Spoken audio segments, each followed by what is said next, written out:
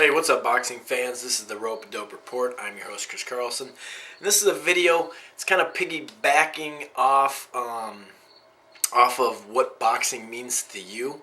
There's a nice large YouTube boxing community.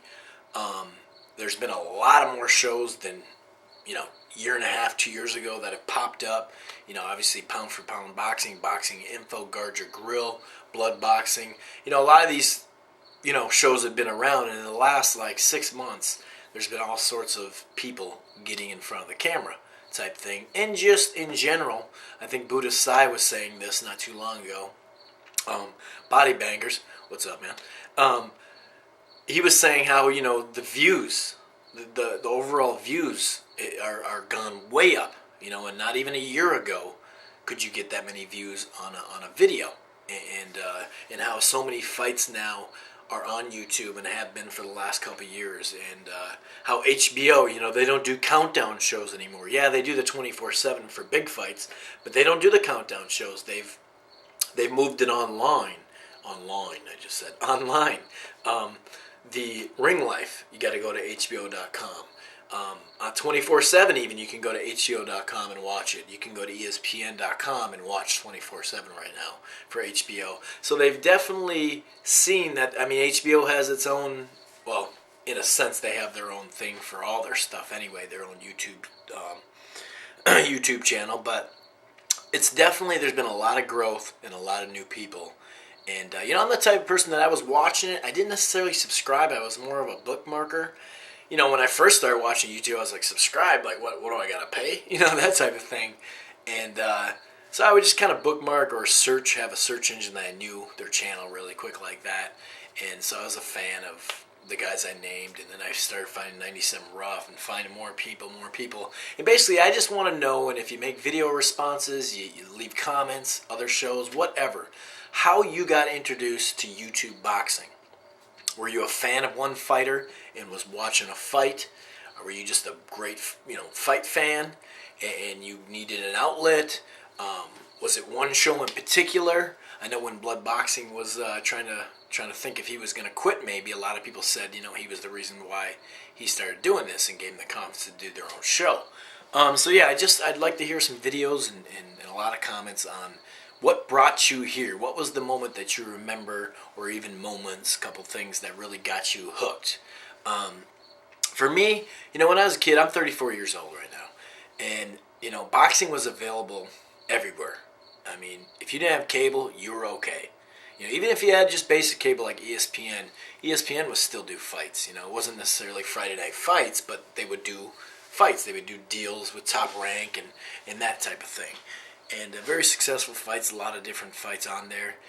But like I said, where college football is right now, 2:30 in the afternoon there'd be a fight, or 7 o'clock there'd be a fight. So it was just, I was such a, from earliest I can remember till I would say the late 90s, I loved boxing, okay? Then I gotta admit, pay-per-view came around. I believe Sugar Ray Leonard and Hearns was the first pay-per-view. I should have looked that up before I did this video, but I'm pretty sure that was the first pay-per-view. But even back when I was younger and in my early 20s, it was still, the pay-per-views weren't, they were really good, and it was just super fights. Then it got to be more pay-per-views, but the cards were amazing. I mean, if you think the UFC cards are great, Don King, say whatever you want about him, and there's plenty to say about him, but he would put on 4 major fights on a pay-per-view, so they were well worth it, okay? And boxing was so big that you could find 5-10 people easy that want to do it, and you could just have a fight party, And I'd say late 90s, I was going to school, I was working on the weekends, so I didn't have HBO, I didn't have Showtime. For a while there, I didn't even have cable, so I didn't even watch fights on USA Network, Tuesday Night Fights. I think TNT had that for a little bit too, but I didn't even have that type of thing for a little bit. And late 90s, once that was done, and that kind of sucked too, because that was basic cable and had some good ass fights on it. And I gotta admit, I kind of fell out of love minorly. Now, I still love boxing. I kept up with all the major fights, but it's the mid-level and kind of the up-and-comers and that type of thing that I kind of fell apart on. Now, don't get me wrong. I think it was like 99-ish to like 2002, 2003. I watched the Barrera Morales. I watched all the big fights, you know what I mean? But I kind of felt like, man, there's just so many pay-per-views now, and I can't, one, afford HBO and Showtime, or both, or one of them, and I'm working on the weekends anyway. You know what I mean? So I can't watch them. And mainstream-wise, the heavyweight division, once the 2000 hit, wasn't as popular, or was, going down. I mean, yeah, Tyson, Lennox Lewis, that was a huge fight. But to be honest with you, I had to work that night. Because I knew what was going to happen, and two, I would just go over to my buddy's house after the fight and see what happened if it was an exciting fight, if Tyson actually showed up, which I knew he was going to get his ass kicked. So that's why I worked. But basically, for about 3 or 4 years there, I had to work every weekend, and I didn't have HBO or Showtime. So I was kind of screwed, and I was kind of bitter a little bit off that, and like I said, I keep up with the main fights, but I was kind of bitter, I got to admit. Then I started dating this girl who had HBO and Showtime, and it really just brought my love back for it because, and even pay-per-view, but Showtime for a while now has not done the pay-per-view stuff. Hardly at all. I think they didn't even do one last year, I'm pretty sure.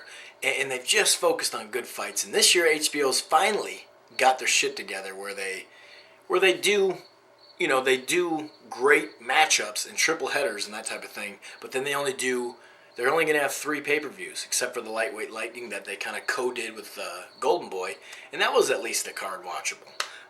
So basically, I kind of fell out of love. You know how like you have a relationship with a girl, or females, with a guy, whoever you have relationships with, and you've been with them for a year or two, and the first couple of months you kind of just have sex with them.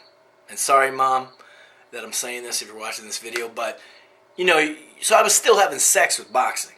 It was still there. I still loved it, but I was separated from it. That type of thing. But yeah, once I dated that girl and started getting to HBO and Showtime, and actually started getting back into some pay-per-views. Like I said, the pay-per-views just started to become so garbage, not worth it. And maybe one good main event, but then crappy undercards, that type of thing. And anyway, once YouTube came, plus I didn't have a computer, and there wasn't like YouTube then, and the live streams, it wasn't like that. And like I said, I had to work every week. And now, I'm a little older, I got a little more money, I can afford, cable and HBO and Showtime. And then YouTube came along. And when someone told me about you can watch all these fights, I started watching fights and watching fights and watching fights. Then, Pound for Pound Boxing and Guard Your Grill, and then I saw Blood, and then 97 Rough and Boxing Info, and I started watching these. And Buddha Side, started watching these. Slowly but surely started watching these. And I was the type, like I said, I didn't subscribe necessarily, I just bookmarked, But I kept up pretty good with them, and I didn't even leave comments, because at the start I didn't really know if I wanted to leave comments type thing, you know what I mean?